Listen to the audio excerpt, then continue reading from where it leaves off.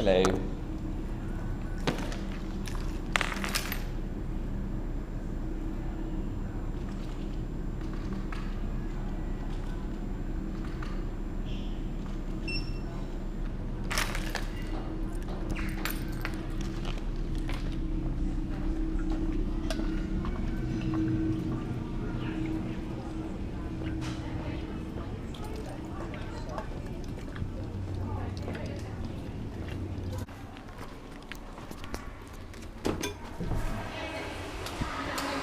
Hey, evening. How's it going? Doing well. How you doing? Good. Tonight? Doing good. Get some laps in. Yeah.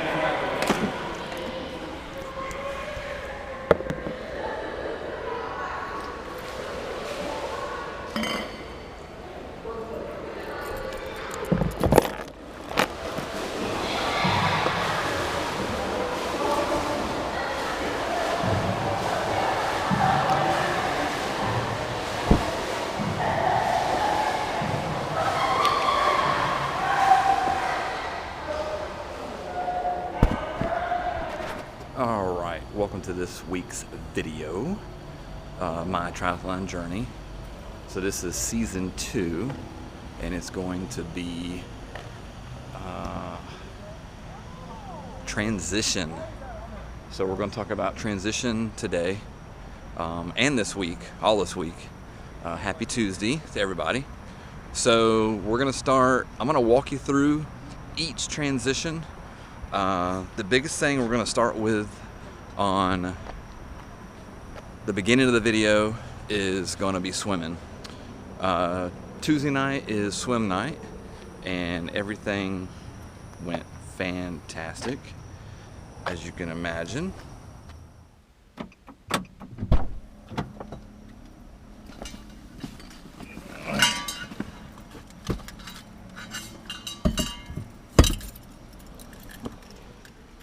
So tonight's swim, let me get my car started real quick, was just 45 minutes.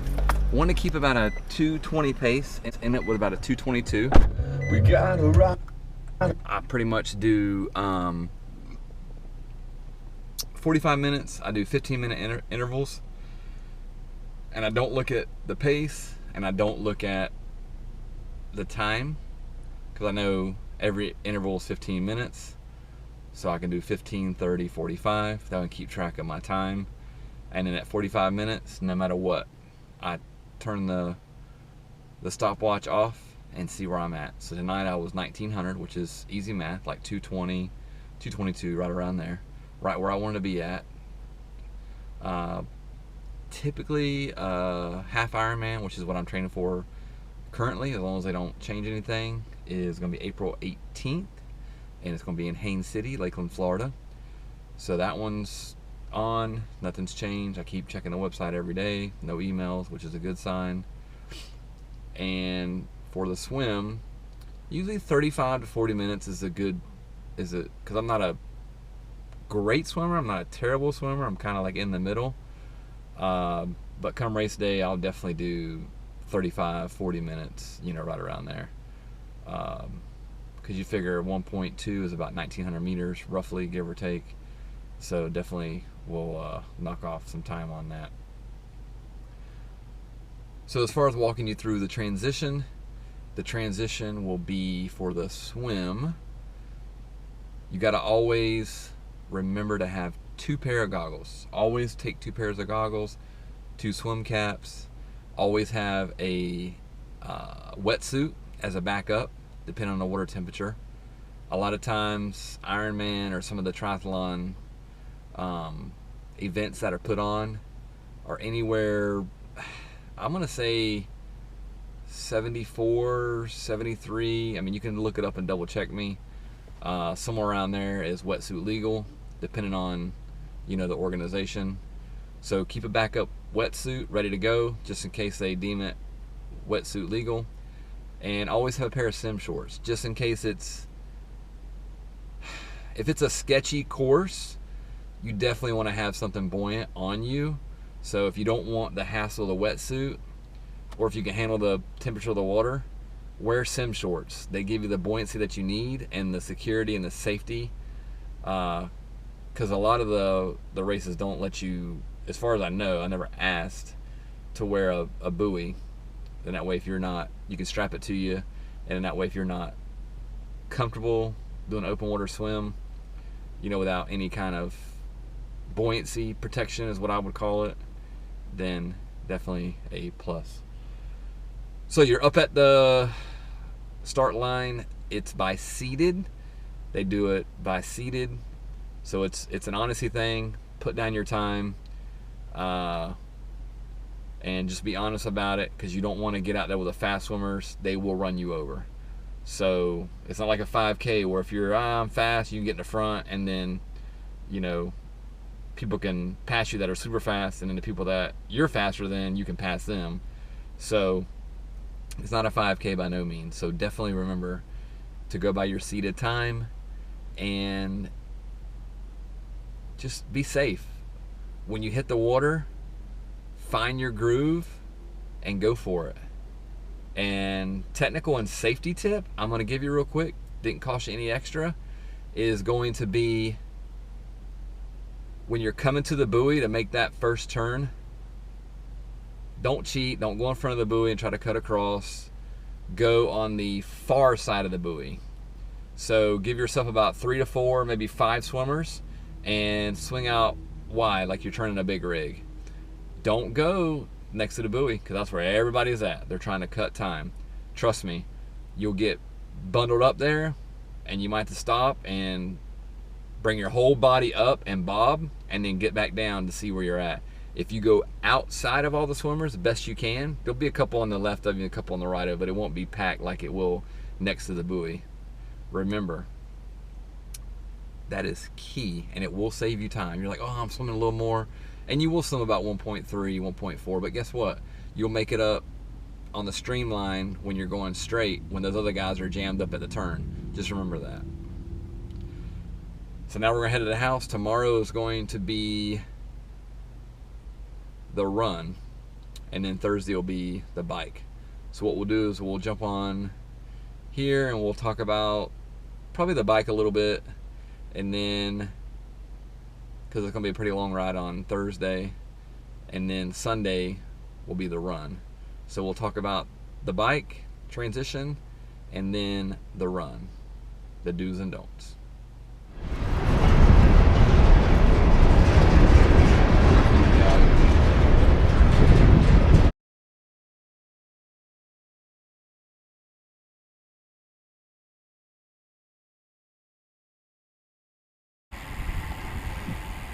All right, finished up the 70 miler, and then we're gonna hit that swim.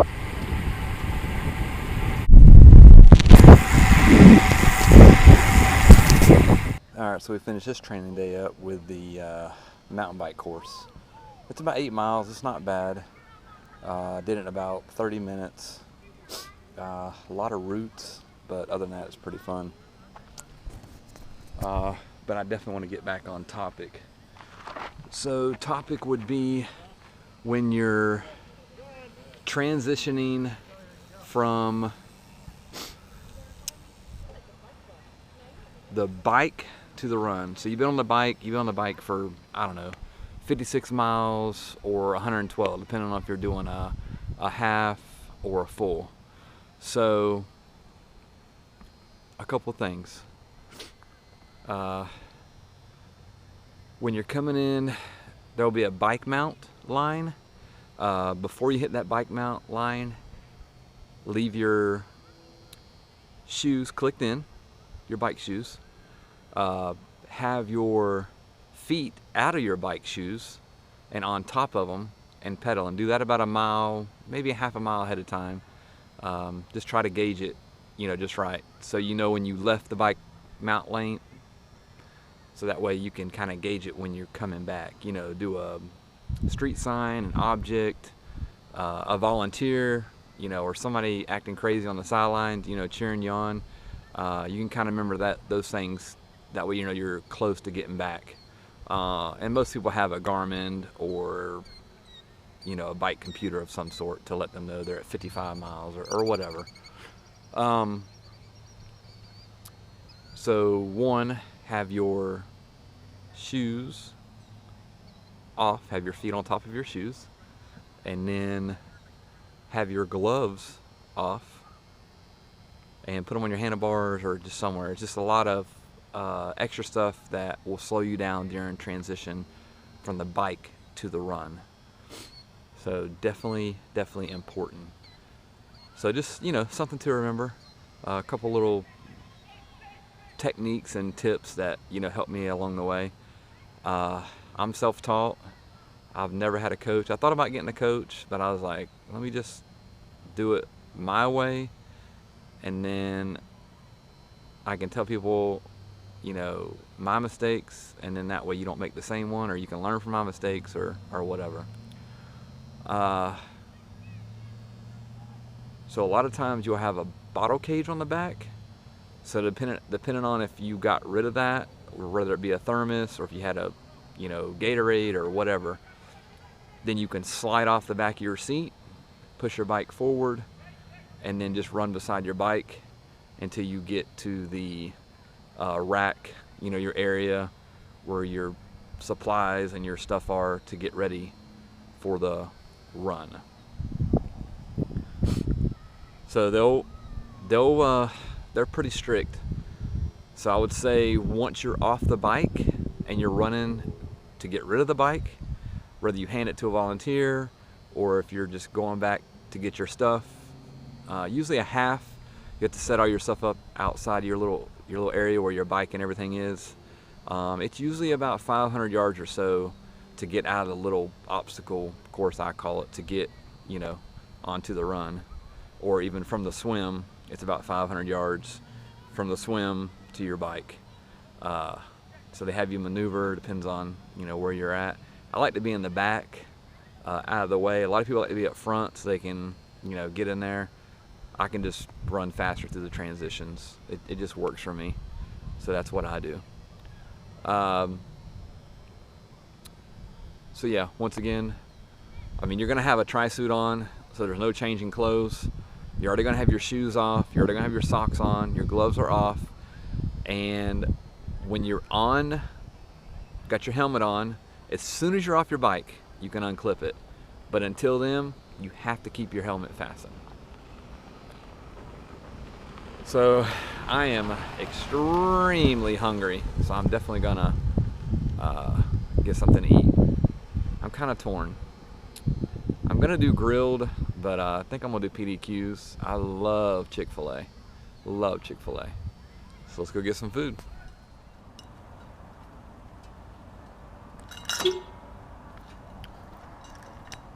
All right, we're walking up to the gym to get this workout on. It's 20-minute core night. It's Friday night. My favorite night of the week. Get to work on some core. That's most important of any of your training is core training. It looks like we got the whole gym to ourselves, which is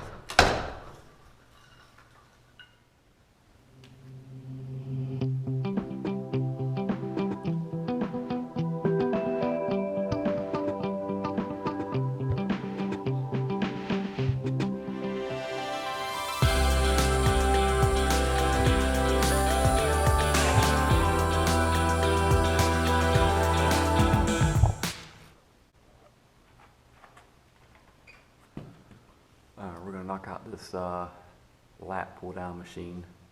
Yeah. Probably gonna do 3 sets of 10. And as you know, this is one of my favorite machines to use on core night. So happy Friday. Let's get it on.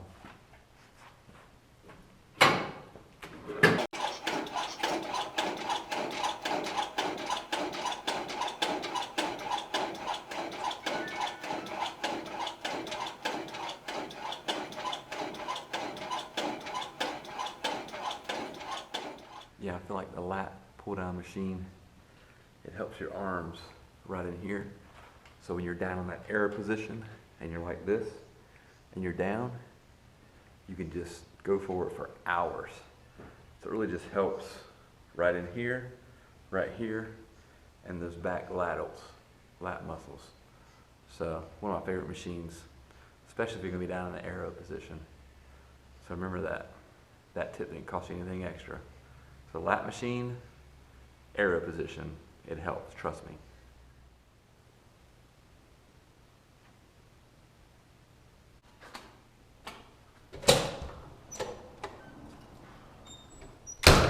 Well, the sun's going down and we're at the 7 wetlands in Lakeland, Florida, aka Carter Road. This is a new part that they opened and it's just phenomenal. I'm gonna see how many miles today is. My goal is to run the whole thing, all 7 wetlands, and see. So, but just look at that sun setting. It's breathtaking. It's probably about 71, and I think the temperature dropped about 10 degrees. It's about 61, so it's definitely a little chilly. But nothing for miles. Look at that. Beautiful. Beautiful. I love it. Just wildlife out here, and you running. More alligators than anything, but I'm sure there's pigs and probably a few deer out here. We're actually running on a service road that was part of a dike system where they dug the pits out looking for phosphate, and they made these big mounds. As you can see, it's like a straight drop. But man, just look at that sunset. It's beautiful. Feels great out here. So we'll keep our eye out for some wildlife. Let's get this run on. Look at that sunset breaking through the clouds. Beautiful.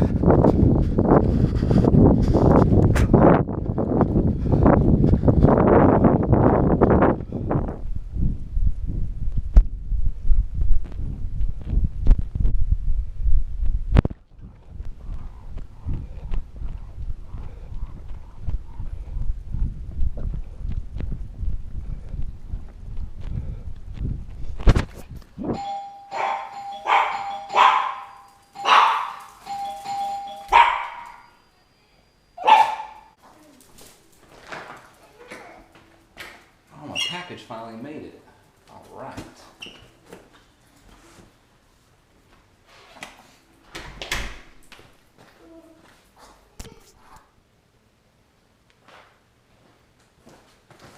All right, they finally made it. So, get this camera straight here. The Hoka One Arahe 4. Now a little bit about them. Hoka was founded in 1989 by Jean and Nicholas. I think they're from France, somewhere in Europe. So I've been waiting a while for these. Box out of here. Look at this. Awesome. Look at that color, that new design. Beautiful. Thank you, Fit Niche. This is awesome. So with shoes, technical tip, if you're a 9.5, which I'm about a 9.5 or a 10, always go a size up because your feet swell when you run. So definitely a technical tip, a crucial point in ordering shoes. So these are basically designed around ultra marathoners. You can see how thick the sole is here for long runs. Very, very, very, very comfortable. You can pick them up anywhere from $100, $160, depends on which ones you get. These ones here, like I said, are the Hoka Arahe 4. Hope I'm saying I'm not killing that. It's the Hoka One Arahe 4. and I'll put it down in the description. You can see it right there. So these are phenomenal shoes. So as you can imagine, if we got some new shoes, we're retiring some old ones. Look at these things. These things took a beating. Woo! They smell too. And these, as you can see, are the Arahe 4 as well.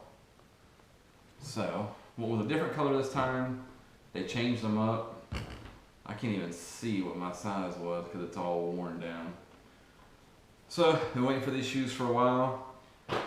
I would say, they say every 3 to 6 months, but if it was me, I would do 4 pairs of shoes a year. I know that's quite a bit of money, but your feet, you only get 1 pair of them. They're priceless. So definitely want to push to get at least 3 to 4 pairs of shoes. They say about 300 miles. So if you're running 20 miles a week, I mean, that's 80. 8 and 4, that's 320. So, you know, every 3 to 4 months you should replace your shoes. Very, very important. So, I'll do probably about a 3 to 6 mile break-in period. I'll do some short runs with these, get them broken in. But yeah, I'm really, really pleased with them. Thank you so much, Hoka. Hoka and Fitnish. Shop local, don't forget.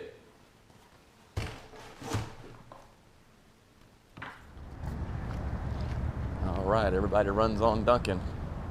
Backup plan.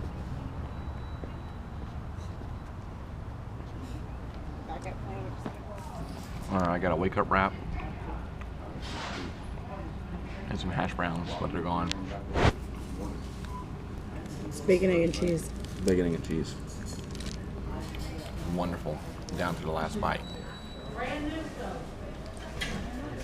The last bite is the best bite. So good. Oh my God. Alright, so last but not least, it's going to be the bike to the run. So, with the bike to the run, a couple of quick tips. So if you're going to change socks, just remember this. Have your socks laid out in your shoes ready to go. That way you can slip your socks on from being inside your shoes, and then you can put your shoes on, have them already laced, have your laces already tucked. Bungees are a good idea to use if you want to use those. You definitely, I would always recommend change socks, but if it's a time thing and you're winning, you just don't worry about the socks. Forget the socks. That's what I'll say. So, so backing up a little bit, from the swim to the bike, have your socks laid out on your cycling shoes. If you don't choose to put on your socks, then just go with the cycling shoes, you'll be fine. You shouldn't get a blister, but have your socks laid out on your running shoes. That way you can slip them on, like I said. And then also make sure that you have your visor to keep the sweat out of your eyes. That's a must. Some kind of refreshment, drink, energy drink, Red Bull. I mean, anything that you can, use to, kind of get you going. Have a sandwich, have anything that, will help you get that protein in you.